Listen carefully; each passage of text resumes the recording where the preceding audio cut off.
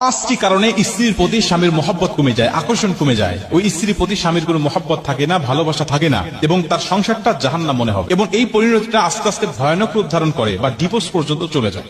এজন্য মা বোনেরা খুব সাবধান, এই পাঁচটি অভ্যাস আপনার জীবনে থাকলে আজ থেকে আপনি পরিত্যাগ করুন।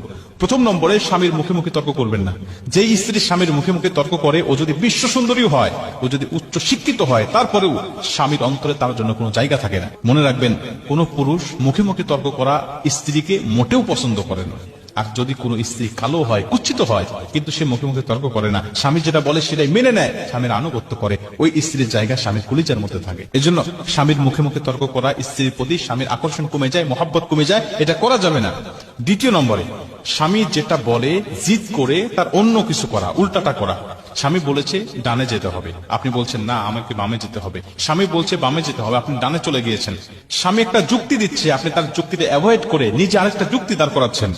এইরকম ভাবে বিভিন্ন স্ত্রী যারা আছেন, তাদের প্রতি স্বামীর মহব্বত আস্তে আস্তে কমতে থাকে, এটা করা যাবে না। তিন নম্বরে, স্বামীর পছন্দের মূল্যায়ন না করা। স্বামী যদি কোনো বিষয় পছন্দ করে, আপনি তার বিষয়ে কোনো মূল্যায়ন করলেন না। আপনার জন্য একটা পোশাক নিয়ে আসছে, সে পছন্দ করে, আপনি বলছেন ধরু কি পোশাক নিয়ে আসছো, এটা কি কোনো মানুষ পরে? আপনি এমন কোন স্ত্রী আছে যারা স্বামীর বিষয় পছন্দ করার বিষয়গুলো, একটা পোশাক নিয়ে আসছে, ও আরো ফেরত দিতে বাধ্য করছে, না এটা ফেরত দাও, অন্য একটা বিষয় নিয়ে আসো, ওই কালার আমার পছন্দ, ওই কালারটা নিয়ে আসো। স্বামী